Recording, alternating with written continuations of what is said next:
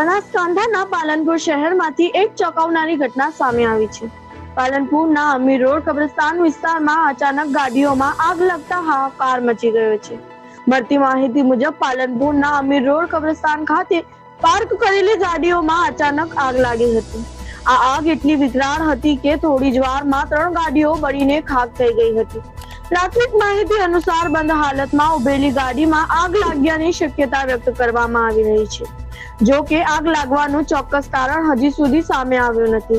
ઘટનાની જાણ થતાં જ ફાયર બ્રિગેડની ટીમ તાત્કાલિક ઘટના સ્થળે પહોંચી ગઈ હતી અને ભારે જહેમત બાદ આગ પર કાબુ મેળવવામાં આવ્યો હતો। આ આગમાં ખાક થયેલ વાહનોમાં GG081144 નંબરની કમાન્ડર ગાડી જેના માલિક વીરચંદભાઈ રાવલ હોવાનું જાણવા મળ્યું છે, તેમજ GG08BH3463 નંબરની કમાન્ડર ગાડી જેના માલિક શાહિદ ખાન પરમાર હોવાનું સામે આવ્યું છે। સાથે જ એક મારુતિ ઇકો વાન પણ આ આગની ચપેટમાં આવી બળી ગઈ છે।